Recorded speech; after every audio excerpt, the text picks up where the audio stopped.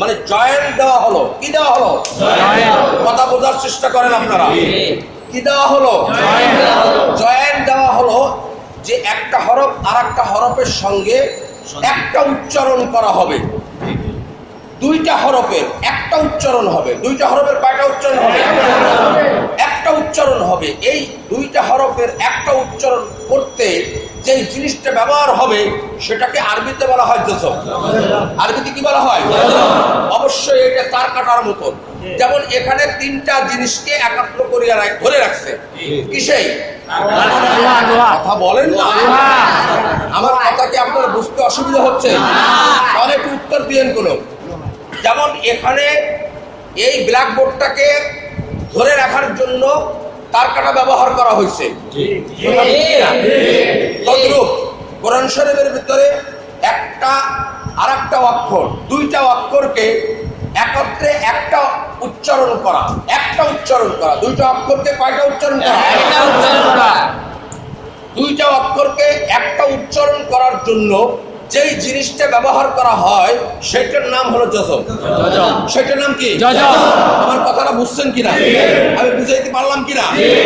এটার নাম কি? জজম। কথা বলেন। জজম। কি নাম? জজম। কি নাম? জজম। আবার জজম। আবার জজম। আবার জজম।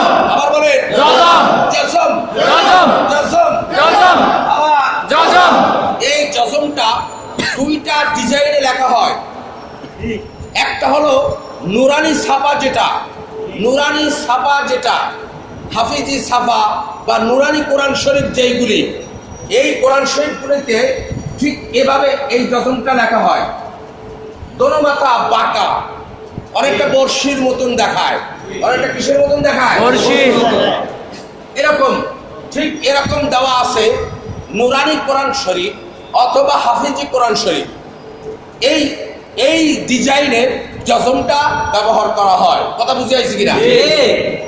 পুরাতন ছাপার যে কোরআন শরীফ, আগের জামানার মানুষের পড়তো এরকম বড় বড় কোরআন শরীফ, যেটাকে কলকাতা ছাপা বলা হয়।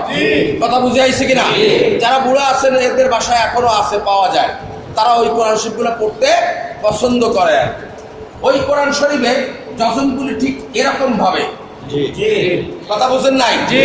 ইলিশ মাছের পেটের ভিতরে কাটা এরকম। কথা বুঝেন নাই? কথা কয় নাই। তাহলে কোরআন শরীফের ভিতরে দুই ধরনের জজম ব্যবহার করা হয়। একটা হলো দোনো মাথা বাঁকা, বর্ষির মতন অনেকটা। কিসের মতন? বর্ষির মতন। কথা না বলি মুখ খালি কাজ হবে। তোরে বলো।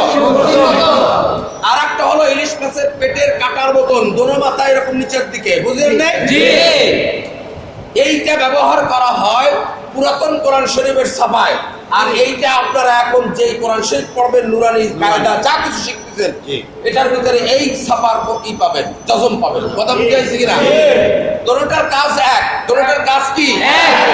দোনোটার ব্যবহার এক, কাজ এক, জিনিস এক, অর্থ এক, সবকিছু এক, কিন্তু ডিজাইন কি ভিন্ন। কথা কয় না হাদিস সাহেব? ভিন্ন। হাদিস সাহেব, আপনার মাথা ওইটা কি? আমার মাথায় এটা কি?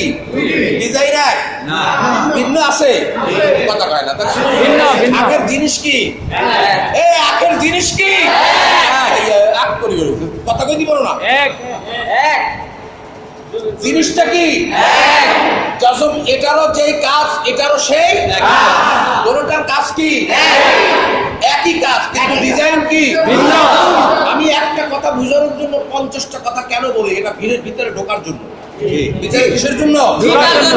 কথা বলতে নেই।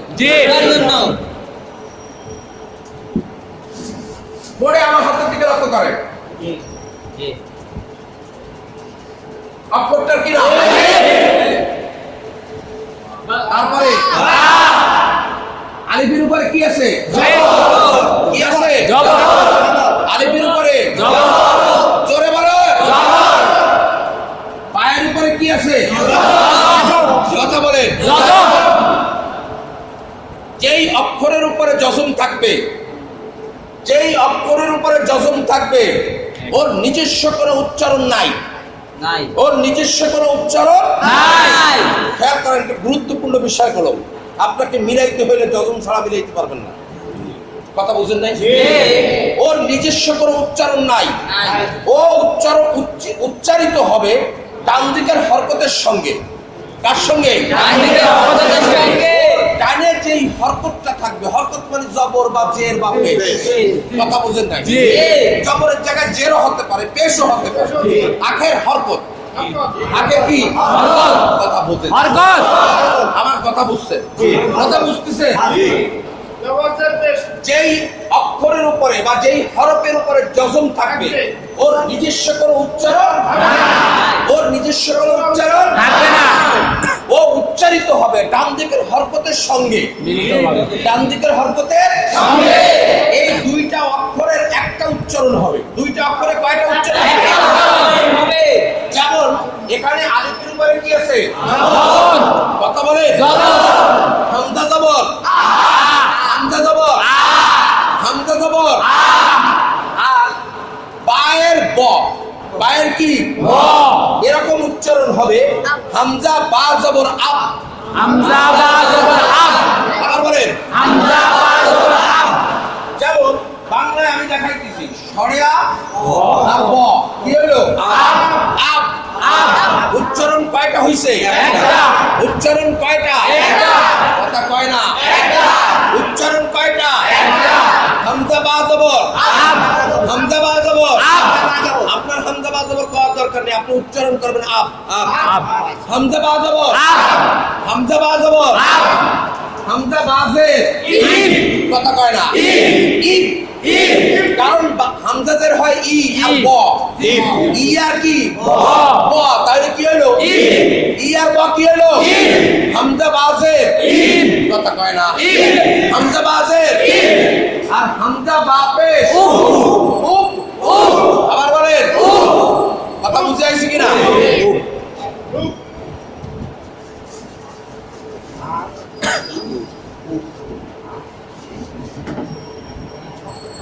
এই অক্ষরটা কি না? জোরে বলেন হামজা তা দেব, হামজা তা দেব। আবার বলেন আবার বলেন শরিয়াত ত, এই শরিয়াত কথা কয় না।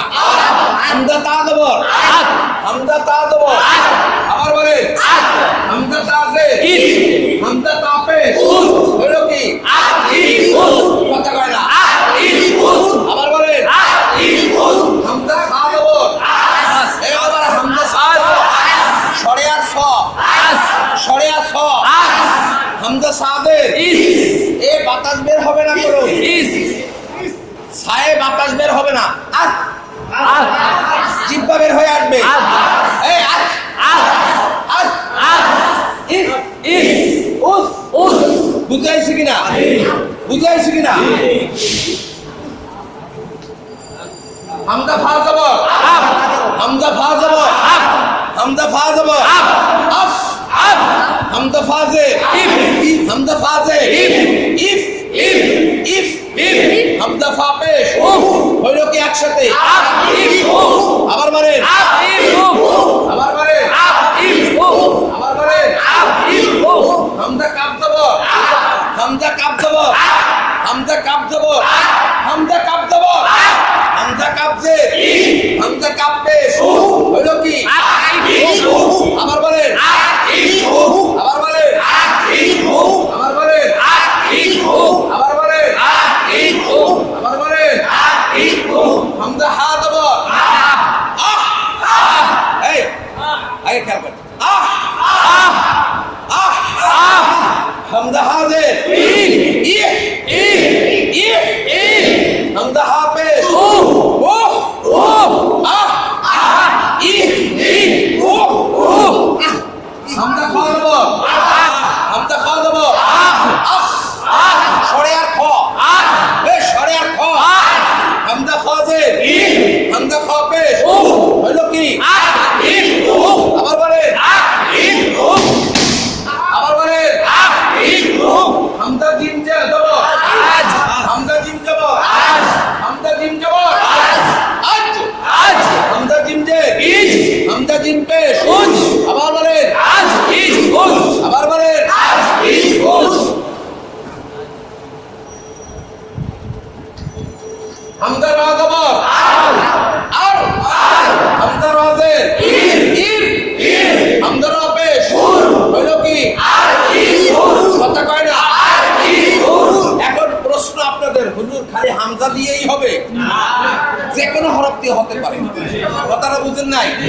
হামজার জায়গায় যে কোনো হরফ দিয়া হতে পারে কথা কয় না। হতে পারে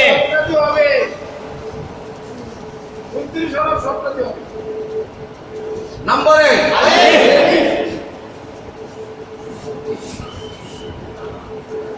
নম্বরে লাম লাম আরো হলো না সবাই একসাথে বলেন লাম একসাথে বলেন তারপরে কত কয় না তারপরে জোরে বলেন তারপরে ডাল আলিফের উপরে কি আছে লামের উপরে জজম জজম লামের উপরে হামজা রাম জবর হামজা রাম জবর জোরে বলেন হামজা রাম জবর হায়ের উপরে কি আছে এ হায়ের উপরে কি আছে মিমের উপরে কি আছে হামজা হামিম জবর হামিম জবর হয়া করে হার মোয়া হামিম জবর দেখছ আওয়াজ দেন হামজা রাম জবর হামিম জবর হলো কি আল হাম জোরে বলেন লাল পেশ হলো কি জোরে কর। ভালো লাগে এ ভালো লাগে কি মিল মিলছে আলহামদু জোরে বলেন জোরে বলেন জোরে বলেন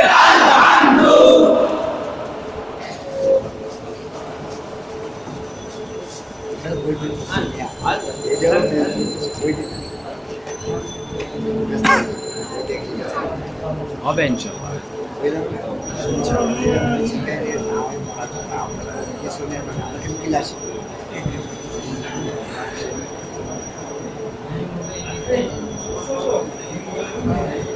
কথা না বলি ভাই অক্ষরটার কি নাম নুন জোরে বলেন নুন তারপরে আইন আইন তারপরে আইন এ নুনের পরে কি নুনের পরে কি আবার বলেন আবার বলেন তারপরেরটা তারপরে কথা কয় না ডাল নুনের উপরে কি আছে জবর নুন জবর নুন জবর না আইনের উপরে কি আছে জজম আইনের উপরে কি আছে জজম নুনের জবর কাকে ধরবে আইন নুনের জবর কাকে ধরবে আইন নুন আইন জবর না চাপ দিয়ে ধরেন না না না না আবার বলেন না আবার বলেন না চাপ দিয়ে ধরেন না না না আবার বলেন না আবার বলেন না আবার বলেন না বাপে কথা কয় না উ